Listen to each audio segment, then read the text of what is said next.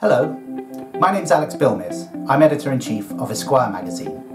Almost 4 years ago, in a coffee shop in central London, I first laid eyes on the man we're here to celebrate tonight. Slowly, very slowly, I came to learn more about David. I came to love him, I came to respect him, I came to fear him. But how much do I really know about the enigma that is BigMan McKendrick? In the best traditions of investigative journalism, I set out to discover more.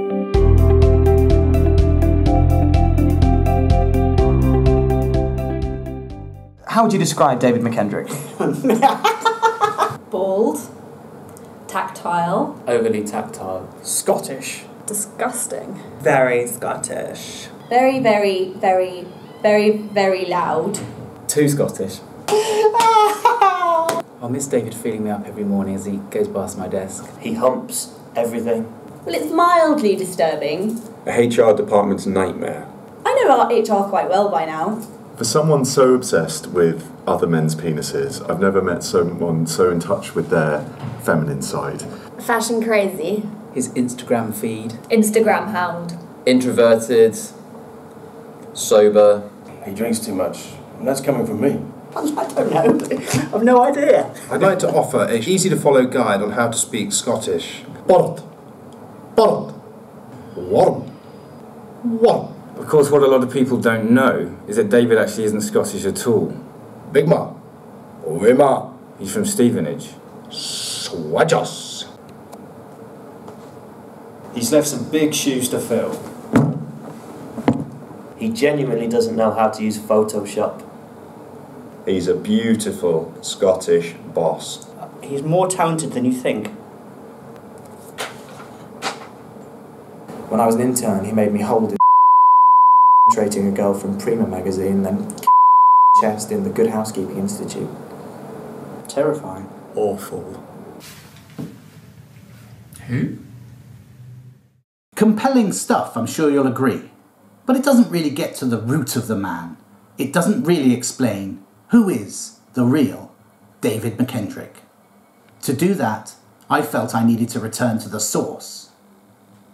I'm here in a room David may recognise. It's the kitchen at number 6 Brook Street, Clydebank, and I'm joined by the man who's responsible for all this, whose fault it really is. Tom McKendrick, thank you so much for being with us today. This is the time to rebalance the scales. After a lifetime of suffering, it's now my time for revenge. You could only describe him as a loud boy. The musical career. Him and a few friends decided they were going to start a group. Well, he tends to start and stop things very suddenly. You know, one day he was going to be a pop star, that lasted for a year. Down came the guillotine. One day he was going to be a drummer, it would last for a year. He also had a moment in time as an acting career. And him and all his friends get dressed up in First World War kits, very authentic looking as they were, and they went away and they filmed for 3 weeks and they stood in trenches and got frozen to death. Tell me about his modelling career. This is something not a lot of people know about. In his school days, I think he fancied himself as a bit of a hunk, so he got a photo shoot done, wonderful modelling photographs, looking handsome, standing against textured walls and the likes, you know, his smooth, silky He had a very, skin. I understand he had a very handsome head of hair. Very, very handsome head of hair, yes, and what age did he lose it, 7 or 8? Could we see the room that David McKendrick lived in as a little boy? I'd just like to stand in it. I have many paintings of David, but he's always good for a cartoon. This is when he was 21 years of age and he was at art school, and the big face, the chin, the frown, the eyes, the cars, and they were absurd accidents. Were they? Absolutely absurd. Like what? Oh, maybe reversing round a corner and catching on a fence and ripping the bumper off the front of the car and stuff.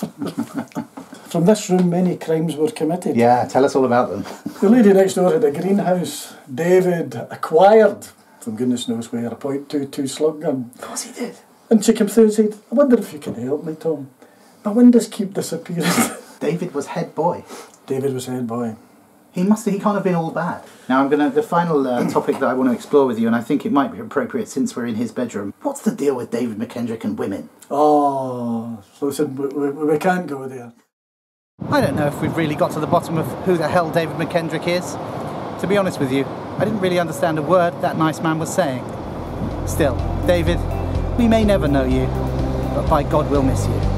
Cheers, big man. Cheers, big man. Cheers, big man. Cheers, big man. Cheers, big man. Cheers, big man. Cheers, big man. Cheers, big man. Big man. Big man. Big man. Cheers, big man. Cheers, big man. Cheers, big man. Cheers. Cheers. Cheers. Cheers, big man. Cheers, big man. Cheers, big man.